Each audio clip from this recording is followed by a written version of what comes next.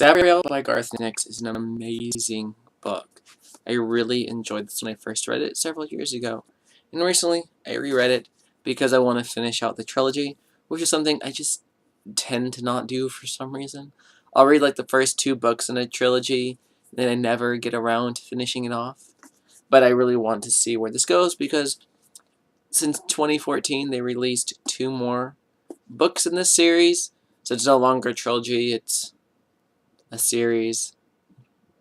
I can't remember what 5 is. But I don't know if I'll pick those up, but I would like to finish off the trilogy. The original trilogy. In the lands of Ancelstier, there is a wall dividing the kingdom. On the southern side, there's Ancelstier. On the northern side, there's what's called the Old Kingdom. Now, this division isn't just an arbitrary wall.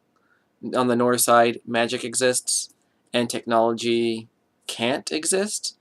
And south of the wall, it's the exact opposite. Technology exists, but magic begins to fade away. It can be used if you're close enough to the wall, but it's very much weakened. And once you go north of the wall, technology starts to fade, and this is pretty much any form of technology, including machine-made paper. Letters sent with machine-made paper over the wall will begin to deteriorate, which is a very interesting concept. The magic system is also super fun. It's basically broken down into 2 subsets of magic. You have free magic, and then you have charter magic. And to be a charter mage, you have to be inducted into the charter with a charter mark on your forehead.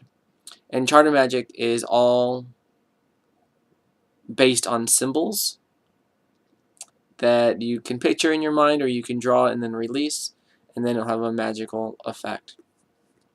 Whereas free magic is not really discussed in the first book, and I don't want any major spoilers, but there is a subset of free magic, which is necromancy, which is very much involved in the books.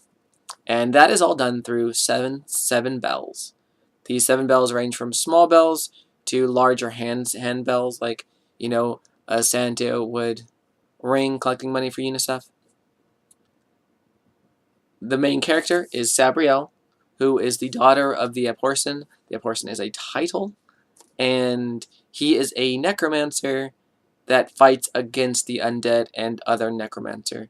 Basically, he is a anti-necromancer who uses necromancy to fight against them, and he uses the bells. In this book, Sabriel, who is the daughter of the Aporson, must travel across the wall. She was raised mostly in Ancelstier to find her father, who has gone missing. It's a really well-written series.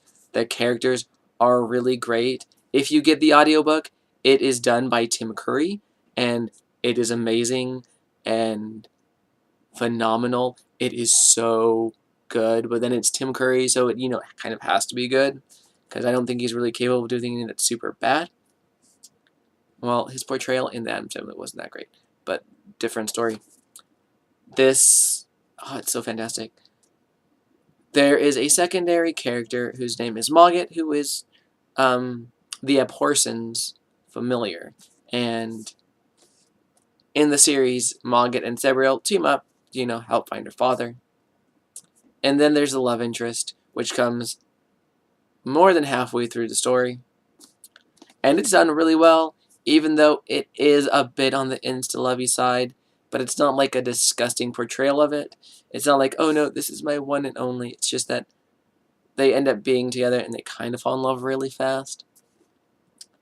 There's a lot of action in there, and the magic system alone is a great reason to read this.